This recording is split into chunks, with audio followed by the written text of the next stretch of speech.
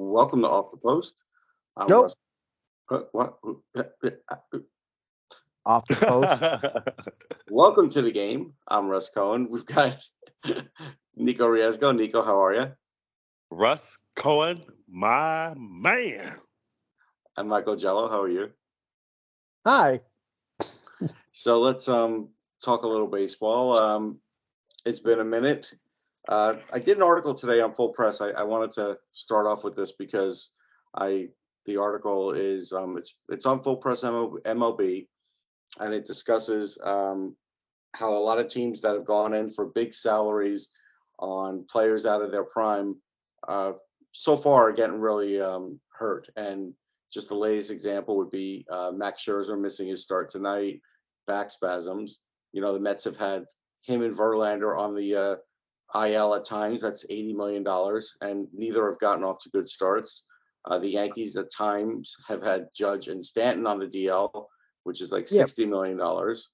but I'll The quibble. I'll Hold on, quibble don't here just for. you don't get to Oh, quibble yet. okay. But Okay. the idea of this is, of course, I'm only going to bring this up when there's injuries. But the point of this is, when teams spend this much on players, these injuries are devastating. And to kind of fill in the gaps while you wait for them to come back, they're not willing to spend much or do much, and it really does hurt the team. Now you could quibble.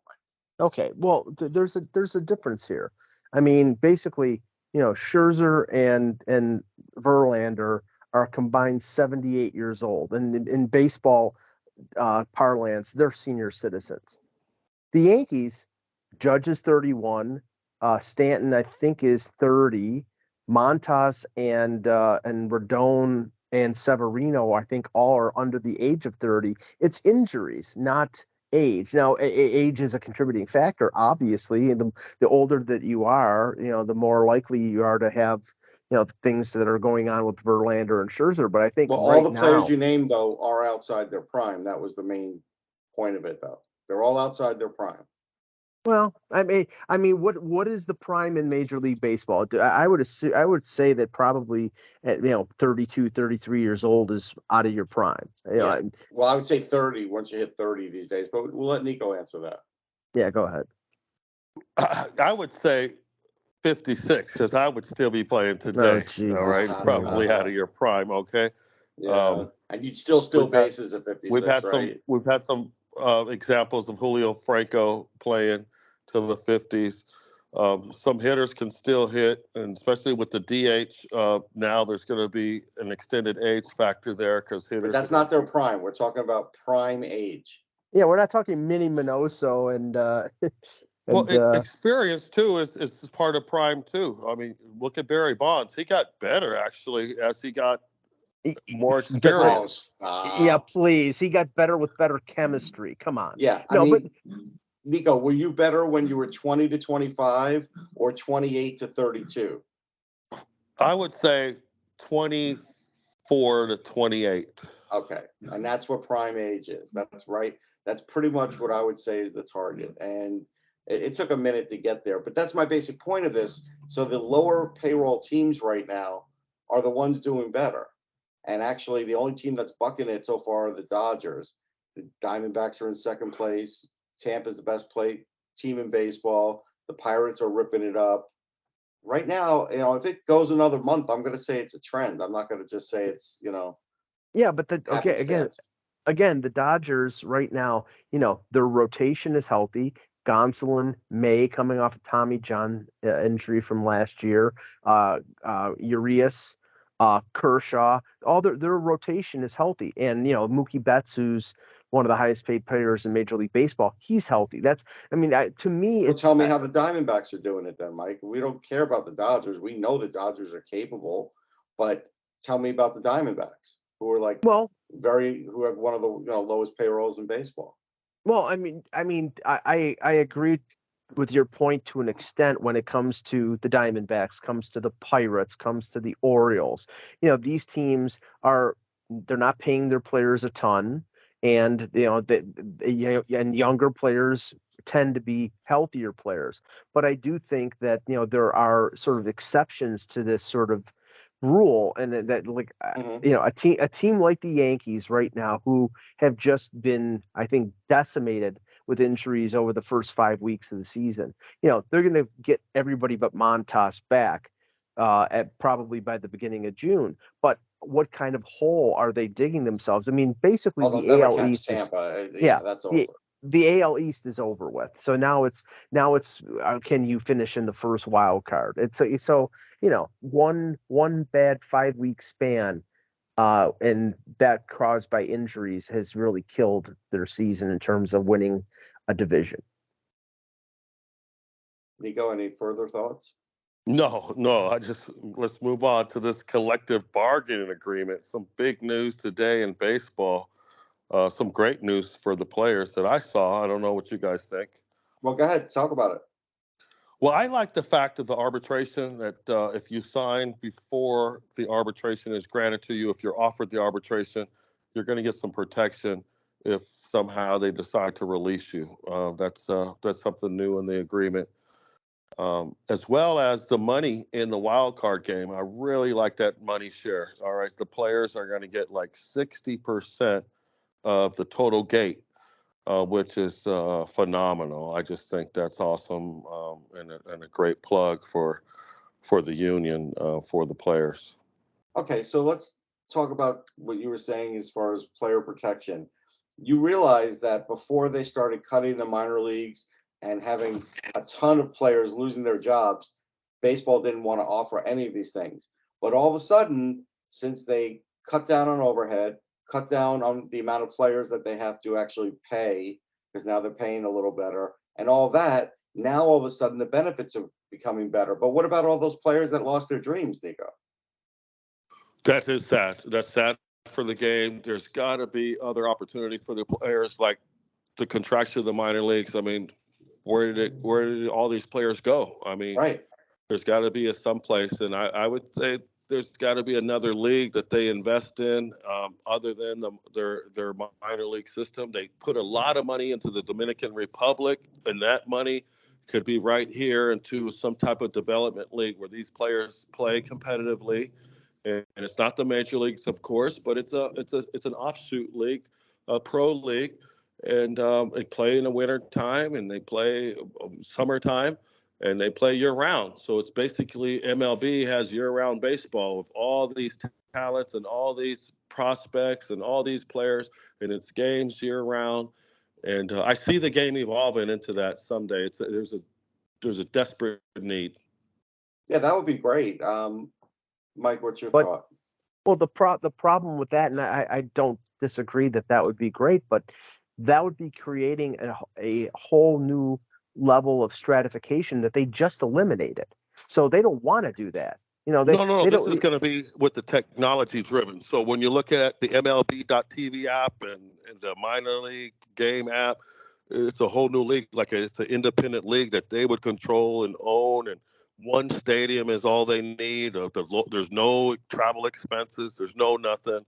It's straight subscribers, things like that, where these players can be compensated for their skills. Well, I mean, you know, I'm for, you know, because I mean, right now the only job that some of these players are going to get is if they want to walk the hallways and sell hot dogs. It's like, I mean, I don't like what Major League Baseball. I mean, there's not much that Rob Manfred has done over the last couple of years that I really do like. I think the only thing that has been a change that I've gravitated toward is the pitch clock. Other than that, you know, the DH in the National League, the ghost runner in extra innings. I mean, a lot of these are just bastardization of the game that I grew up, and I know that they're trying to appeal to, you know, people who, you know, in their 20s, you know, the Gen Z or the whatever generation it is. And the problem is, I don't think that all this change is going to have people gravitate towards baseball. And so, like, I mean, I'm all for, you know, generating markets and generating jobs for these players to hone their skills to feed the major leagues. But I don't think major league owners are interested in that. I think they're going to, you know, you're going to see them getting more players from the Dominican, more from Central America, more from Korea and Japan. And they're not going to grow the game here because they don't want to pay for the minor leagues. Yeah, I think there's something to it. I think, if you massage Nico's idea, maybe there's something there. Um, what really hits me about this, Nico, is while it's good for the players, how much money must the owners be making on these extra playoff games that they're willing to offer up 60% now? Well, you look at you do the math. You say a minimum of $100 per ticket. Let's say 30,000 fans. So that's just one of these games. So you're going to get 60% of that, and you're going to Yeah, get that. but it's not the tickets. It's the revenue from television. I think it's Oh, is both. that I no? think it's I both. understand it's the ticket sales too. It's all the ticket sales too. This is the new. This is what's new in the agreement that they're going to get a part of the ticket sales. They're going to get a part of Well, the game. that's all fine and good, but I think what Major League Baseball is making, oodles of money on is the TV deals. I mean, it's more product at the time of the year that it means the most, and Yeah, they're raking it in. And if the yeah, players get a piece of that, that's great. But yeah, I think that's the only way that they were going to agree to the expanded playoff was if they were going to get more than just a 50-50 split. yeah, I, yeah. They I got guess 60%. I guess that was part of the deal, but there is going to be a playoff busting point here, Nico, where the cost is going to be very prohibitive for fans. We're getting close to that already. Baseball used to be the kind of sport that again, I know it's going to sound old that you could bring your family to, but you try bringing your family to a baseball game now for under $200. Good luck. Well, here's the thing: baseball has not really been exploited by corporate America yet. Yet now you're seeing patches on the shoulders of the Astros, the world champions, things like that. Where once they start opening up, and there's business models that we have already set up in our league, that every performance metric will have a corporate sponsor tied to it. So if there's a base hit, it's brought to you by Taco Bell, a double by Kentucky Fried Chicken, a triple by McDonald's, a home run by Bud Light, things like that, where there's revenue to be exploited through corporate America that baseball traditionally has been hesitant to get involved, but now with digital assets and the floating screens and advertisers everywhere, and you can click on your screen and buy that ad. I mean, it's just outrageous how much opportunity is in the game here. Yeah, I mean, but the only thing is I've listened to a lot of those broadcasts back in the old days, Mike, and they got a little arduous because that's all they did. Everything was sponsored by everybody, Well, and and that does here's the bother me after benefit a to the while. fans. Back to your point, Russ, because all that money, because if they're going to sponsor every hit, it's going to be so much money for every hit. That money is going to go towards tickets and offsetting those ticket sales, and obviously, hopefully, provide all the fans enough revenues or points for playing along with them that they can afford their tickets. All right, you point me the day when ticket sales even just freeze in price, and I might drop dead because I I don't know if I've seen that day, Mike. No, I mean, I'm on the Yankees email blast, and they had a so was a Tuesday night game against Oakland tonight. Yeah, That was half price. Gee, right, because you're playing a friggin' AAA team. That's right. why. And it's a Tuesday night. You're not giving half price off against the Red Sox on a Friday night or against No, Tampa Bay. They're giving you discounts. When they play the Pittsburgh Pirates. right. But they're not So discounting food or the concessions no, and they never will because that's where they or the make. parking. Yeah, yeah. Yeah, that's when I worked as a manager of a movie theater, we didn't make money on the movie. The film rent was, it all went to the film company. You made money on the popcorn and on the pop. So Right. that's what Major League Baseball does. When Oh, you you're mean the going to Yankee. soda? You're speaking a different language. You mean soda now. I get it. Soda pop. I call it pops. I don't care what anybody else calls it. But you go to Yankee Stadium and you buy a Hebrew National hot dog and it's $17. They're probably getting 15 of that $17 Right. in profit. Yeah. No, that's fair. So, talking about the actual games now, Nico, in the early going, like I said, there's been a lot of surprise teams. And no surprise is the Braves. The Braves have locked up all the right players for all the right times. They made that trade where they get a great catcher from Oakland, and that was just Murphy. yeah, Murphy. That was just like I couldn't believe they got him, and they're leading in the East. And honestly, nobody is catching them in the East. Now, again, we learned from the playoff system last year that hey, maybe the Braves will lose to somebody in the wild card, but as far as winning the NL East, they've already got it.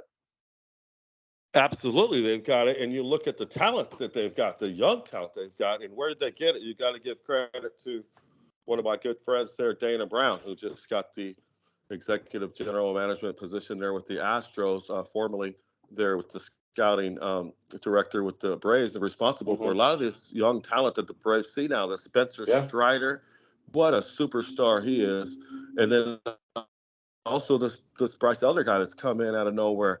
So they've got some young superstars that they didn't really count on that are just coming in here and just blowing teams away. Yeah, so the Braves look pretty good. Mike, I mean, we could say what we want about Tampa, and while they haven't won yet, there's going to be a year when all this talent gets put together, and I don't know, this could be the year. Well, I mean, they literally, I think right now the leader for the Cy Young and Shane McClanahan. If it's not Garrett Cole, who's having a great year, it's McClanahan, who's 7-0 right now. But they're just a different bird. I mean, they're Kevin Cash, and they have pretty much a completely and not like 2 or 3 players, but 6, 7 players where a difference between lefty and righty. And most teams you have 4 or 5 players that are going to play on both sides. They have almost a completely unique lineup against. I mean, not just strictly lefty righty, but also individual pitchers. Catering to that pitcher and his tendencies. They're sort of ahead of the game in terms of fitting pieces.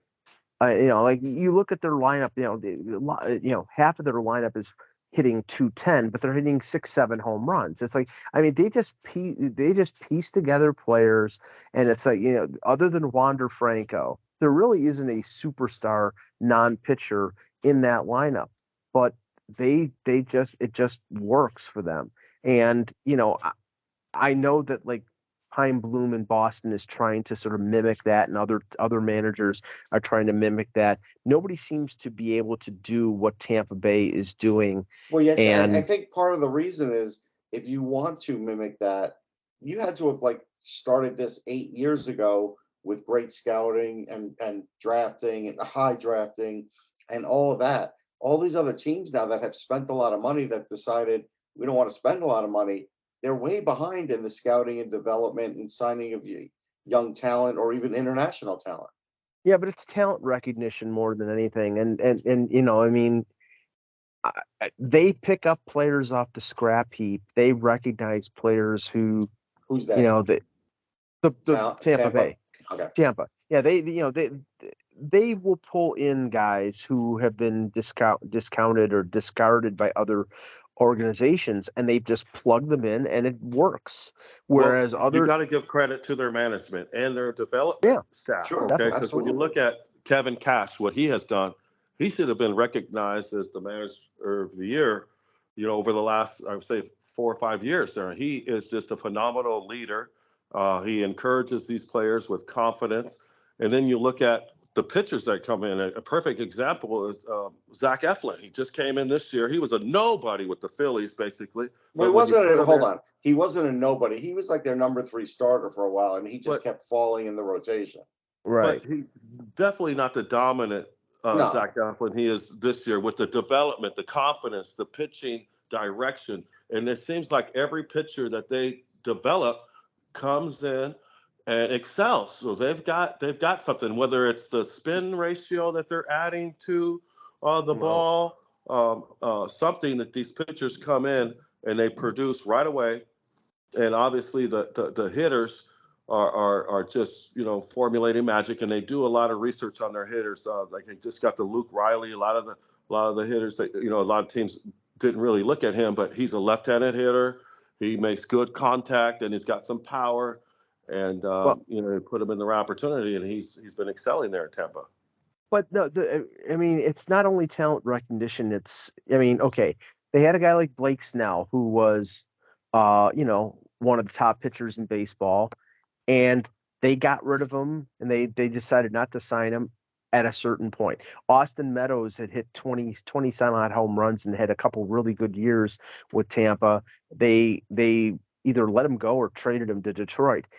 Both of those guys have fallen off the table ever since their recognition of when to get rid of players and when to keep them, what price point to sign them for. That's where they're sort of ahead of everybody And that's else. what Russ was talking about. They focus on 24 age to 28, possibly. They get the best value out of them. They're not going to sign them for the $100 million contract. They're going to let the Padres sign them, and that's their game plan. Yeah, it's a pretty good game plan. All right, let's switch gears for a minute to talk about who I think is the best player in baseball. Now, granted, I may be a little biased here in the sense that I wrote about him in my book, Baseball's Best Rookies, with Howie Carpenter. It was the second edition. But Shohei Ohtani, we need to talk about him because about a year ago, I remember when he first came up, everybody's like, well, this guy could be Babe Ruth. And I was like, all right, we need to wait and see, and let's give this a little bit of time and see if he's Babe Ruth. And Babe Ruth really did only pitch 5-6 years. So I think it's fair to now look at Ohtani as a pitcher and say, is he Babe Ruth? Because we can see as a hitter, he's hitting 300, he's got 7 homers. He's not going to be crazy lights out Babe Ruth, but he did a 46-100 a couple of years ago. So, but he's doing both. And as a pitcher right now, last year 15-9, this year 4-0, 2.54 ERA. He's 4-0 on a bad team, Mike. He's pitched 7 games. I know I have him in fantasy. He could have won all 7. He's got 59 strikeouts in 39 innings. These are Babe Ruth numbers as a pitcher. Well, I don't know if they're Babe Ruth numbers. I mean, I remember Babe Ruth until I think Oral Hershiser, in what was it, 87. Babe Ruth had the record for shutout innings in a World Series. He was one of the top left-handed pitchers in baseball for a 5 or 6 year span. I mean, don't get me wrong. What Ohtani is doing is unbelievable. He's 32-14, on a lousy team. Right. He had a pretty good record as a pitcher last year and a really great hitting record or hitting. So basically what I'm saying is I think he's not going to win a Cy Young, but he may win a batting title. But what he's doing, nobody else is doing. Aaron Judge is not, going out there and getting 30 saves. So I give him a ton of credit. What I'm going to be interested in is clearly, I don't think he's going to sign with the Angels. No. I think, he's going to go out in free agency and he's going to break the bank. He's going to make more than Judge's $40 million. But it's a question of where he's going to go. And if I'm the Angels, I mean, I can't hold on to him. You're not going to be in a playoff race. So when July 31st rolls around, right? I mean, you're gonna let this guy walk away for nothing, or are you going to get 2 or 3? You get a package better than what San Diego gave up for Juan Soto. If I'm the management of the Angels, I have to trade him. But from what all the indications are, they're gonna stay with him, and I'm like, that's just dumb. That's really stupid. Yeah, they're just that's I think they're staying with him too. Another interesting development. Dennis Lin posted this on Twitter a couple hours ago. Right now, they're having trouble. MLB is with having a series in Korea. If they have trouble with it, they're going to try and do Padres Dodgers in Seoul, and that would be very interesting, Nico, because it's possible that Ohtani could go to one of those 2 teams in free agency and play in this series. And if they did that, obviously it would be a cash cow. It would be a cash cow, and the games in Mexico City was a cash cow for MLB. And one of the key things they added in the collective bargain agreement recently, they've added 2 more extra special events. So now they have 4 total outside events of Major League stadiums. So that means they can go to Mexico, they can go to London, they can go to South Korea, they can go to Canada, Montreal, things like that, where it's going to be exciting that the game is going to go global. And each time they go into these cities, they're going to get 1 million, 2 million, maybe 10 million possibly fans that are going to download the app and be able to watch the game. And it's a cash Well, cow opportunity. well, it's a cash cow, but I'd like to request Major League Baseball to do 2 things. One, buy a humidor in Mexico City, Yes. I and wrote about that in full press. Yes. yeah, and two, find a ballpark that's not for little leaguers, because when you're having a game that's 16-11, it's a friggin' abomination. You cannot. I mean, that game in, what was it, in London a couple years ago between the Red Sox and the Yankees, that was ridiculous as well. You It's going to have be to. worse with the Mets and Phillies next year, because just imagine with Harper and Alonso. Forget it. Yeah, I mean, it's nice if that's an exhibition that it's entertaining, Yeah. but we're talking about actual major league games, and unless you're going to allow these teams to carry 28 players, so you have 3 extra pitchers, it's a joke. It's an abomination to do this. Yeah, A Nico, lot I of wrote fans it. thought that was good to see home runs. They like the Yeah, high scoring it games. was unfair because the balls were not in the humidor. The location was 7,000 miles, whatever it is, above sea level. So Mhm. it's known that the ball was going to fly out of that park, and they just let it happen. And that's different from any other major league ballpark, including Colorado, just because they do use the humidor. Every ballpark this year is supposed to be using the humidor. They should be using it for those games too. That makes sense. Yeah, so that was what I wrote about, and that's what Mike is getting about at it, because he agrees, and I agree too. But again, like in England, this ballpark has to be better than last time, because I tried to watch it, and it was like basically like a softball ballpark, like something I play in, and I didn't like it. You do have to have some standards. It's nice to want to make money and grow the game, but honestly, let's be real about this. They can play in England all they want. They're not going to start playing baseball there, Nico. They're not. Maybe once a year. Once a year is Yeah, all they yeah, need. that's it. That's all they're going to do. Go try and bring baseball to Russia. Russians hate baseball. Like, it's just, there's some places that just aren't going to play. Well, I say let's take the game everywhere and let's create peace everywhere, because the game Mhm. represents peace and humanity and everything good about what it is about life. Yeah, why don't we just play baseball on the USS Intrepid out in the ocean? Like the NBA did. You want to do that? Is that the length you want to go to now to, Yeah, you yeah. know, I want. Let's have an all-star game in Kiev. That'll work. Bring peace to Ukraine. we're Not not going. necessarily in Kyiv, but we could have it somewhere here in the U.S. and we could No, obviously that's have a fine. game, And Yeah. obviously for peace, Did, obviously to end the war, because I did, like did, that did, idea. I like the yeah. idea for peace. I do. Mike was joking, of course, but I do like the idea. It's a nice idea. I don't even know if baseball would ever do something like that. No, No, no, it's not like the NFL. The there's NFL kind of tips their there's not toes there's on top not of enough of a political things. there's not enough of a profit margin for them to do it. So no. Yeah. Sadly, I think there is something to it. So also, Nico, give us an idea. You've been around a few different ballparks lately. I think you said you were doing some scouting. What are you up to? Houston was my last venture there. I went out to Houston, and oh my God, if you guys haven't been to Houston, I got to tell you, it's I went to one of the college there, greatest so I've been there. MLB cities. Yeah, in the U.S. It's just a phenomenal city. The It's a good downtown. ballpark too. I like Minute Maid Park. I've been there. Yeah, very clean downtown and very easy to get from the hotel to the Yeah. stadium. They got a nice little joyride, little shuttle that just picks you up at the hotel and takes you to the ballpark just on tips alone. It doesn't really charge you.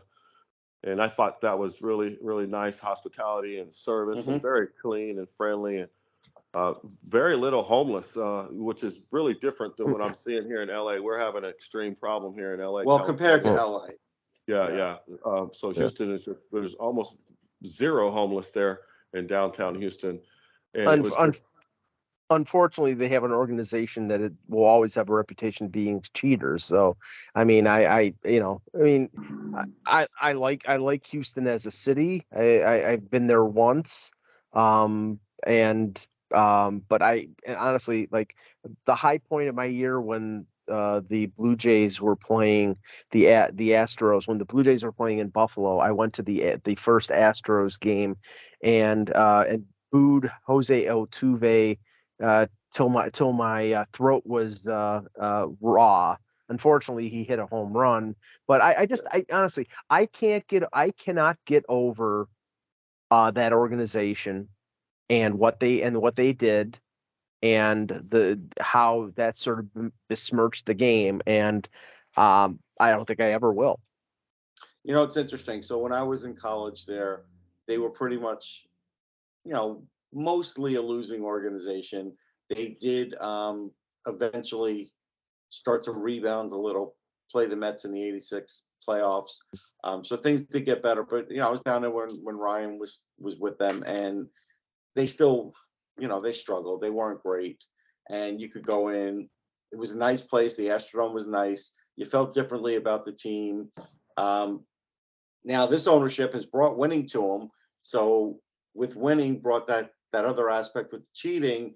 And yeah, it's just I would like to feel better about Houston. I went there during the Well, All-Star game, and it was great. It was fun. I went to the Futures game there. We loved it. But yeah, I don't get that same warm feeling well, towards the Houston franchise now. well, the thing is, I liked the Astro organization back in the day, with Cesar Cedeno and J.R. Yeah, Richard and Ryan and Bob Nepper and Mike Scott. And, I mean, of course, Russ, I was rooting for them over the Mets in '86. for sure. Yeah. Uh, yes, but, this current, how they sort of, you know, s- tanked for 3 or 4 years, built up all these prospects. And that's the model I like to follow Yeah. in the NHL. So I had no Well, you've problem with you've that. tanked in life too, so Yeah, let's face it. yes, yeah, yes. And and when I'm in my 70s, I'm going to rule the world. But the issue here is that once they had this accumulation of talent with Altuve and Springer and now Alvarez and a few other players, they did not have to resort to the tactics that they used. They had the talent to go out and win the right way, but they decided that they didn't want to do that, or didn't want to risk not doing it. And that's why, like, I'll never, until all these players are gone, that pretty much has ruined my respect for the Astro Mike, you have organization. to understand. I think we talked about this on one of our previous shows that most of the teams were doing not the exact thing, but most of the teams forever in the history of baseball have stolen signs and relayed signs to the other teammates Sure, in that's order to that's get an advantage. definitely happened, Nico. Yeah. It happened in the '55 World Series, and the Giants got caught years and years later after they won the World Series, which I hated. I didn't like that either. But this was brash. This Yeah, is like, this could be this is heard on a Banging the YouTube trash guy. can. I mean, it was Yeah. pretty obvious. yeah, but I mean, Yes. this is not. I mean, this is not a runner at second base, putting his right hand on his right knee when he sees Right. a catcher putting two down for a curveball. You must have This done is it, Mike, because that's exactly what you do. No, right, but I'm just saying, like, I've watched baseball long enough to know that is what you do. But but it's more akin to what Russ was referring to, is in 51, and the shot heard around the Yeah, world. 51. The Thanks. the Giants had somebody with binoculars in the scoreboard looking in at Ralph Branca and the Yeah. catcher Roy Campanella putting down numbers for whatever pitch he was going to throw. And So Branca, that, it really hurt him in later life when he found out he was crushed right, because and it hurt his career too.